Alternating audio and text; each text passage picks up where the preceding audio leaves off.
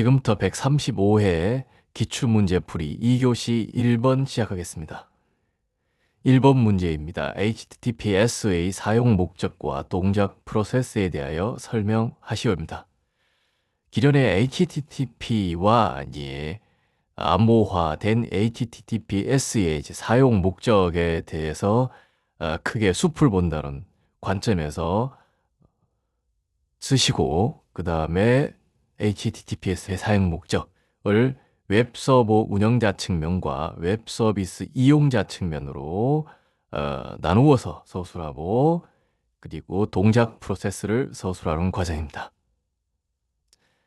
그는 기존의 HTTP 같은 경우에는 그 PC, 즉 사용자 브라우저가 URL을 입력을 하면은 이게 DNS에서 조회가 되겠죠. 조회가 되고, 그 다음에 TCP 연결이 이루어지고, 그 다음에 클라이언트가 서버로부터 HTTP를 요청을 합니다. 요청을 확인하고, 다시 그 다음에 서버가 클라이언트 쪽으로 HTTP를 응답을 합니다. 응답을 하겠죠. 그렇게 해서 화면에 브라우저 화면에 데이터가 뿌려지는 그런 절차로 됩니다. 그런데 HTTPS의 경우에는 그 전에 데이터 전송 전에 핸드쉐이크, TLS나 SSL 핸드쉐이크 과정이 추가가 됩니다. 그래서 암호화를 하는 키를 교환하고, 그리고 인증서를 검증하는 단계를 거치게 됩니다. 요 암호화 키 교환과 인증서 검증 때문에 운영자 측면과 서비스 이용자 측면에서 어떠한 장점이 있는지 추가적으로 설명드리겠습니다. 개념도의 경우에는 평문인 HTTP와 암호하고 인증 기능이 추가된 HTTPS를 이렇게 그려주시면 됩니다.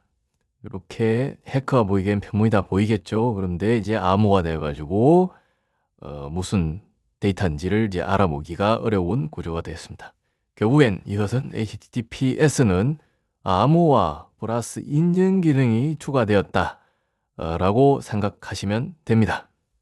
실질적으로 암호화는 대칭키 AES256 같은 대칭키를 사용해야 됩니다. 그런데 그 대칭키를 전달하는 과정을 RSA든 공개키로 만들어서 전달하게 되는 것입니다. 그것은 이따가 설명드리겠습니다. 사용 목적입니다. 웹 운영 서버 운영자 측면에서는 결국엔 데이터를 한다는 게 키가 되겠습니다. 그래서 데이터 보안이 강화되고 기밀성 유지되고, 그리고 신뢰성과 무결성을 확보한다. 메시지 다이제스트 활용, 해치 함수를 사용해가지고 MD5나 SHA 같은 해치 함수를 이용해서 무결성을 확인하게 됩니다. 그 다음에 그에 따라서 검색 엔진 제작화, 또 신뢰성이 증가해가지고 이용자가 증가하거나, 또 정부나 쪽에서 규제하고 있는 법적 요구사항을 준수할 수 있다. 여기 GDPR은 EU의 개인정보보호법입니다. 을 서술하시면 됩니다. 그래서 피싱, 스푸핑 등 다양한 공격에도 기본적으로 대응을 하다. 웹서비스 이용자 측면입니다. 이 웹서비스 이용자 측면에서 보게 되면은 사이트의 어떤 그 인증서를 갖다가 검증할 수 있습니다. 검증을 하기 때문에 결국엔 사이트에 대한 신뢰성을 확인할 수 있다 라는 것이 키워드가 되겠습니다. 그래서 이거 다시 구분하면 역시 마찬가지로 개인정보를 보호할 수 있다. 신뢰성을 검증하고 안전한 이용이 가능하다. 그 다음에 HTTPS가 적용되지 않는 사이트 같은 경우에는 보안 연결이 아니다라고 경고창이 뜨죠. 그리고 이용자를 확인해가지고 이 사이트가 안전한지 확인할 수 있습니다.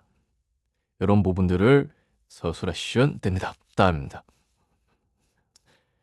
동작 프로세스입니다. 동작 프로세스는 최초에 협상하는 완전 협상이 있고, 협상이 이루어지고 세션 정보를 공유한 게 이전 정보를 재사용해가지고 핸드쉐이크 과정을 단축할 수 있는 단축 협상, 두 단계로 나누어져서 서술하시면 됩니다. 그래서 클라이언트 헬로 그래가지고 여기 이제 클라이언트가 서버에 접속을 요청해서 TLS 버전과 그 다음에 난수동을 전송을 하고 거기 따라서 다시 서버가 클라이언트 요청을 수락해가지고 사용할 TLS 버전이나 이런 걸 전송합니다. 그리고 이제 서버 또한 인증서를 제공을 해가지고 이쪽 이용자가 사이트의 신뢰성을 검증할 수 있도록 합니다. 그 다음 공개 키를 사용을 해가지고 RSA, ECC 등의 공개 키 방식으로 세션 키, 즉 대칭 키를 교환하게 됩니다.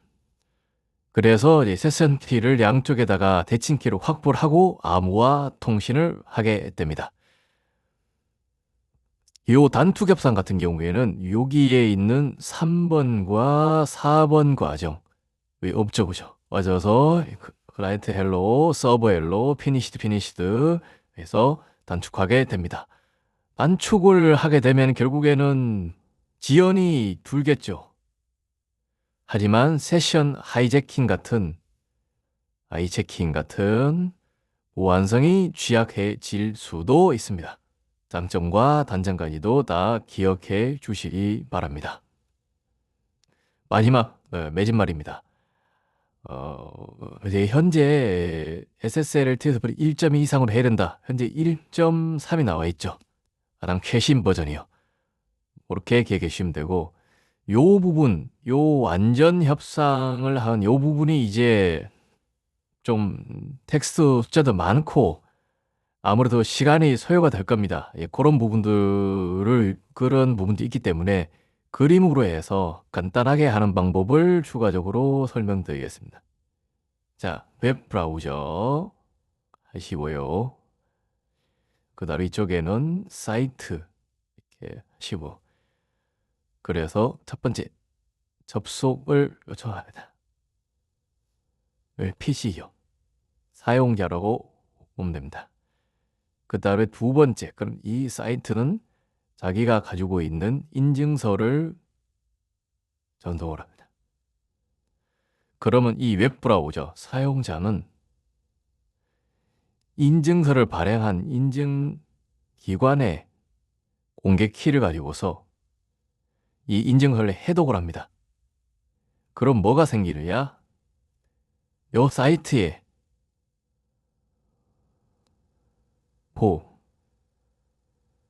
사이트의 공개 키를 확보합니다. 이 공개 키를 가지고서 네 번째 대칭 키를 생성을 해가지고 전송을 합니다. 그러면 이 사이트는 자기의 사이트 개인 키로 요 보내준